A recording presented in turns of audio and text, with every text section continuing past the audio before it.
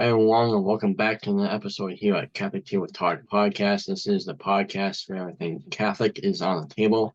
Thank you again for joining us at the table again this week. If you have a show topic or a speaker request, please feel free to email us at catholictt@gmail.com. This is the official email of Catholic Table Talk. Again, it's catholic2ts@gmail.com.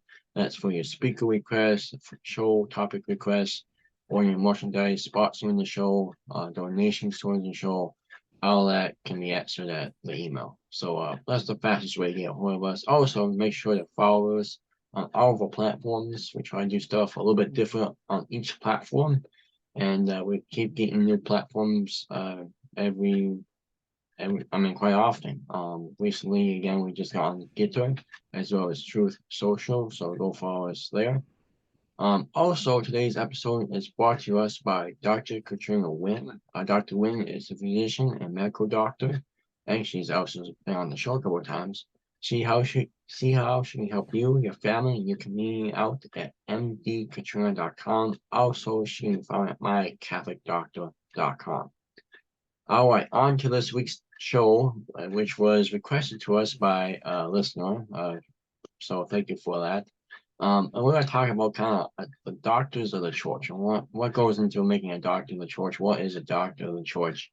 How long does it take to become a doctor of the church, and that type of stuff.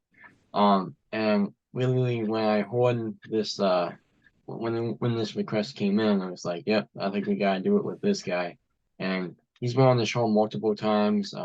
He has his own radio show called Hangs On Projects every day at 1 p.m. Eastern on Worship Most Powerful Radio. He's been on the show like multiple times. It's been about a year since he's been on. Last episode was episode 56. We talked about the history and common objections to abortion. He does high school classes for Homeschool Connections as well. And coming to us from the Midwest Command Center is Gary Michuta. So Gary, thank you again for taking the time today to come on the show. Hey, it's a pleasure to be back on. Thanks for inviting me. Yeah, I always love to have you on. And like I said, it's just sitting in class with you. I mean, it just seems like yesterday, but years keep going by. But it's just such a great time in the class with you, and really inspiring. It's a little bit of this show, a little bit of me to do this show. So yeah, always glad to have you on. Yeah, So boy, yeah, it's funny how time flies, doesn't it? It seems like only yesterday you're in my class, probably wondering why in the world did I take this class? This hey, guy, this guy's not serious. So anyway, yeah, it's great. And hey, time flies when you're having fun, right? So exactly. what more fun can there be than talking about the faith and sharing the faith? Absolutely. I mean, that's what you said every class. It's time flies when you're having fun, but we gotta go. So yeah, absolutely. So yeah, we're going to talk about the doctors of the church today. And again, this was requested by a listener. And basically, I mean, again, it's kind of maybe a little bit of a broad question to some, but I mean, really for a lot of people, I mean, I myself, Gary, is not too familiar with all the doctors of the church. But what kind of goes into making a doctor of the church? Yeah, it's first the Catholic Church loves to pick individuals for us to emulate. So Okay. that's how we get the communion of the saints, the ones that are officially proclaimed to be in heaven because they are exemplars in terms of holiness and just living the faith. And there's a long process, right, to the canonization of saints. Another thing the church holds up is the doctors of the church. And the doctors of the church are exemplars in terms of their understanding of the faith. In other words, the church wants to highlight these individuals to show us that they had particular insights into the mystery of Christ that is worth exploring and worth emulating and discussing. Okay. So doctors of the church kind of evolved. It was fairly late. At first, there wasn't any particular criteria in which somebody could become a doctor of the church. Much like the communion of saints, right? We didn't come up with the process for canonization until later. It becomes formalized and so on. But there was two basic, and there still is two basic criteria to become a doctor of the church. And the first is exemplary holiness. So just like with the communion of the saints, they have to live, a holy life. So that's really important because remember, holiness in action and holiness in thought go together. If you're living a sinful life, in a way, your intellect is kind of darkened. But when you're sanctified and you live a holy life, it's as if that cloud lifts and you can see things with a special clarity. So it makes sense that sanctity would be the first goal for a doctor of the church. And the second one is that the person contributed a body of knowledge, that they're very learned, they know the faith, and that they contributed to insights that the church has used and adopts as part of its prayer, its practice, and especially its doctrine. So how does one become a doctor of the church? It's really quite simple. It's basically a papal decree. So there isn't a canonization process. And I don't even know if there's an advisory to the Pope. But it seems like it's just by the initiative of the head of the church, the Pope, to declare somebody to be a doctor of the church. And that's pretty much it. There's not a lot to it, but it's important because these individuals are highlighted throughout history as making a contribution. A lot of them are very well known, like St. Thomas Aquinas. Others aren't, like St. Gregory of Narek, which I haven't heard of before, looking into this stuff before the program. Yeah, very cool. I mean, I'm thinking of it as like, wild card meets saints, right? I mean, it's like, and any one of us, wild card meets saints, we also can be called doctors of the church. Like you said, it's holiness and action and thought. And basically, I mean, you gotta have a good understanding of the faith to live the faith. I mean, it's on Christ's terms, it's not on our terms. So yeah, very good. Okay, and, and that's something I think that I know for me, I struggle with because sure. When you love Christ and it's an intellectual love that you love Christ with your mind, it's really easy to kind of put loving Christ with your body, as a second place. And then there's other people too that you'll find in the church that are very much into social justice and living holy lives, but they'll neglect the intellectual aspect that they'll make it secondary. But it's really, it's like, well, you're too young to remember this, but the old Certs commercial, Certs is a breath mint, Certs is a candy mint. No, it's two mints in one. They both go together like peanut butter and jelly, right? You can't really put one ahead of the other. And so, that was something that surprised me when I was looking into this question. But it makes perfect sense that you have sanctity and learnedness as the two major criteria. Yeah, it surely does, absolutely. So, I mean, there's you mentioned St. Thomas Aquinas, Dr. George, and again, I like you. I mean, I don't really know too many about. I haven't really looked into doctors of the church, off the habit or anything. So like, I'm gonna look up doctors of the church. But I've heard rumors, or is the rumors clear? Not sure I say rumors, but I've heard people talk about aren't many women who are doctors of the church. So, like, do you know how many women are doctors of the church? Yeah, actually, I don't know the number, but they're more recent. If you you could just Google a list, and they'll tell you when they lived and when they were adopted. There's several women who are doctors of the church. Now, remember, with doctors of the church, it isn't necessarily just dogmatic theology like Thomas Aquinas, right? But they could give insights in the spiritual life, like St. John of the Cross. So he is, he's known as the doctor of mystical theology. So, usually don't think of women in terms of dogmatic theology. but you certainly do in terms of, the prayer in our spiritual life. So there, for example, there's Teresa Avila Yeah. and Catherine of Siena, right? They were both made doctors in 1970.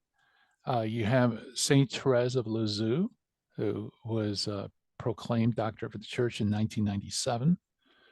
You have Hildegard of Bingen, and she was proclaimed in 2012, so pretty recently. And she's an interesting abbot. Talk about learned. She was an abbess. She was a mystic. She knew science. She wrote poetry. She gave advice in prophecy. She practiced medicine. I mean, she did it all. Yeah. She's kind of like the female version of Albert the Great, Sure. because Albert the Great was kind of like an expert in everything. Yeah. So, there are women. Most of them were proclaimed, like I said, fairly recently. And but yes, we do have female doctors of the church. Yeah, and like I said, I mean, it's not something. Again, I'm not trying to. I mean, it's not anything bad or anything. It's just like think doctors of the church. They say think of that dogma of the Thomas Aquinas, and many other states. But like I said, Google it and you have a whole list of women doctors of the church. So yeah, that's pretty really cool. Yeah. And this is just kind of a pop question, Gary. I'm gonna throw this one in there at you, off to the blue. What do I mean? It's like we have a lot of Protestants, a lot of non-Catholics watching the show, lots of great people who, I mean, we can talk about what they think about the saints and everything, how they say that we can't worship the saints, can't pray to the saints, this and that. What do Protestants, like any non-Catholic religion, what do they think of doctors of the church? Do they kind of think of them? I mean, there's a lot of them, like, I mean, are saints. So when you say, doctor of the church, what do you get back from a Protestant in a conversation? Yeah. But they really don't have the equivalent, although in a working way, I guess they do, because they have their own, spiritual lights. Oh, sure. Yeah, for like in Anglicans, you'll sometimes hear of Anglican divine, right? Sometimes they call them divines. So these are people in the past that they highlight their teaching. For other Protestants, I mean, there's just some saints and figures that are held in real high esteem. Augustine, for example, Sure. or as they usually pronounce it, Augustine. Right. He's one of the saints in the early church that they think very highly of, because Luther was an Augustinian monk. He thought very highly of Augustine. Or Spurgeon, who was a preacher. And then there's, Billy Graham, perhaps. These people are kind of held up as exemplars, but you really don't see that too much today. I think by and large, doctors of the church in Protestantism really isn't there. Of course, Anglicans probably would actually, wouldn't have a problem at all with doctors of the church. I'm not so sure about Lutherans, though. That's an interesting question. But they certainly have their own theologians that in the past, like Melanchthon, that I'm sure they hold in high esteem. Sure. Yeah, absolutely. I mean, you're the guy to ask about that question, so thank you for that. I know it's kind of threw it at you out of the blue, but Yeah, great question. Yeah, I always like to when you have a question about defending the faith, you always have to ask Gary Michuta about it. So so yeah, so like I mean, moving on, just you talked about the Pope, and started doctors of the church. So is there like any upcoming doctors of the church that we know of, or is it just kind of like the Pope decides, hey, I'm gonna make so and so doctor of the church? How long before we know if we have another doctor of the church, or do we know? Yeah, that's a really good question. Honestly, I have no idea. Gotcha. Because the Pope could proclaim somebody a doctor at church, I think pretty much at a whim, because he's the head, and he can, this is more of an honorific title. This isn't necessarily something that like a papal encyclical or a decree or something like that per se. Okay. Are there any around coming around the pike? We really don't know. I think you could speculate thinking about, are there any figures in the past that haven't been declared doctors that have been influential? And who knows? It could maybe Maximilian Kolbe could be maybe. There's some great dogmatic teachers.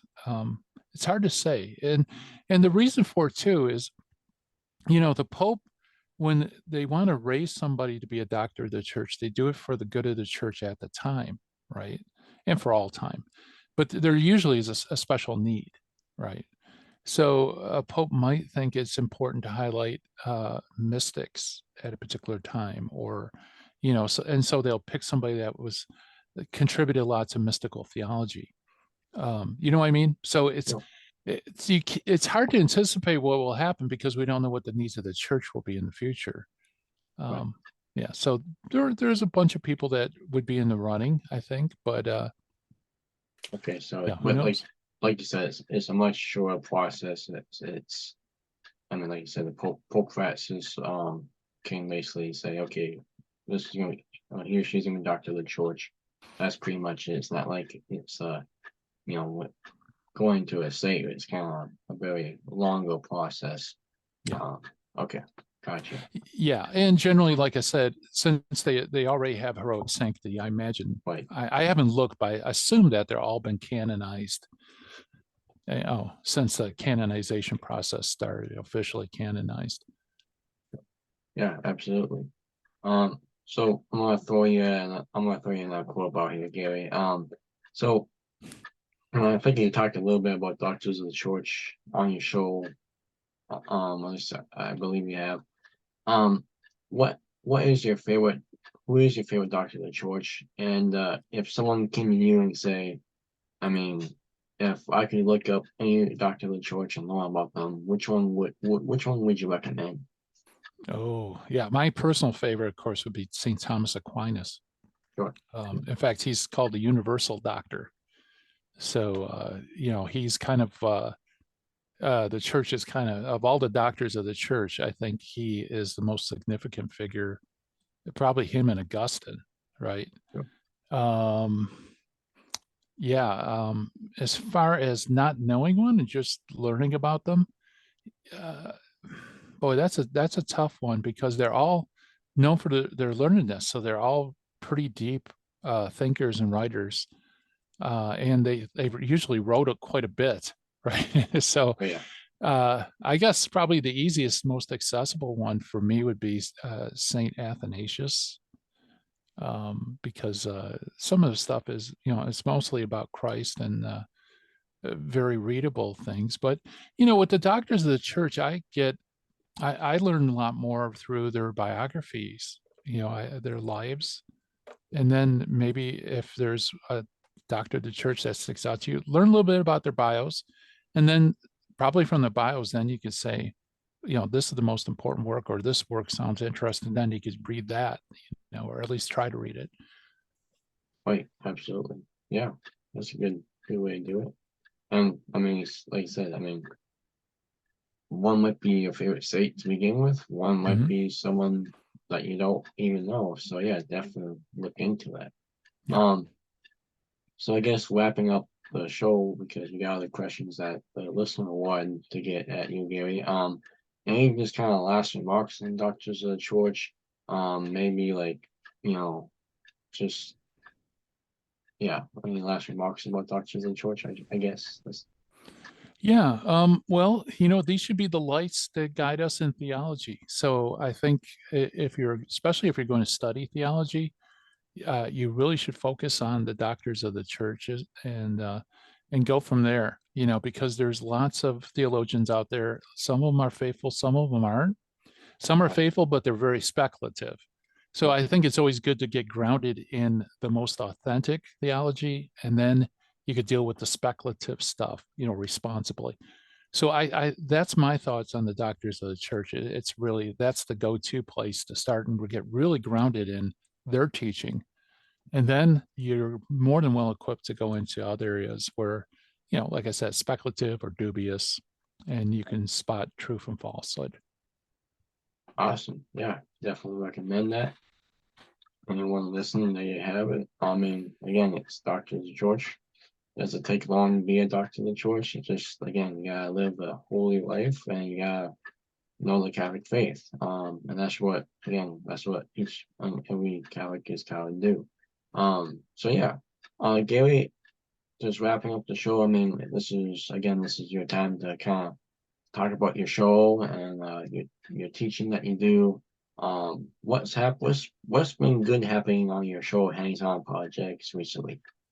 Well, yeah, we're trucking along on hands-on apologetics. Had some great guests. John Martinoni was on this week, and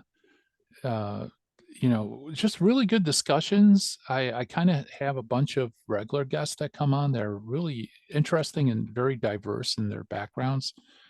We also had Bruce Sullivan, was a Church of Christ minister who became Catholic. Now he's a Catholic deacon. And we're talking about the transcendentals. That was really cool. So yeah, lots of stuff happening there. And then might as well give a shameless plug to my new book, Gospel Truth, put out by Emmaus Road Press. So I've been doing a lot of interviews on that, and also still doing interviews on Revolt Against Reality, my other book as well. So yeah, the things are hopping. Plus I have another book I'm starting to get going, and yeah, as I mentioned before the podcast, very, very, very busy. Right. Well, that's a good thing, and it's a good thing to still getting interviews about the other book. I mean, that's so Yeah, busy. I keep putting one book out after another. So yeah, yeah. uh, God willing, just keep turning them out. Hopefully, God willing, it'll lead to people coming closer to Christ and coming closer to the fullness of Christ in His church. absolutely, absolutely. Yeah, and like so, I'll have to have you back on for interview about your new book, The Gospel Truth. There, like I said, that was sounds like a great book, and like I said, we'll have to have you back on for that. But in terms of today, Gary, thank you again for just giving us your knowledge on Doctrine of the Church. Like I said, it's might not be my I mean, it's not really an area that I know really too well, or maybe Mhm. it's for you as well, but you know a lot more than I do, and a lot more than a lot of people do. So just thank you for giving us your knowledge on the doctrines of the church today. Hey, I'm glad to help. Thanks for having me on. No problem. Gary Michuta, everyone, again, go see him on Hangs On Projects every weekday at noon, 1 Eastern, 10 a.m. Pacific on Voyage Most Powerful Whale. Also, every show is a podcast, and here at Africa on like our podcast platforms. And yeah, go look at his book, Revolt Against Reality. Had him on the show for that, as well as The Gospel Truth.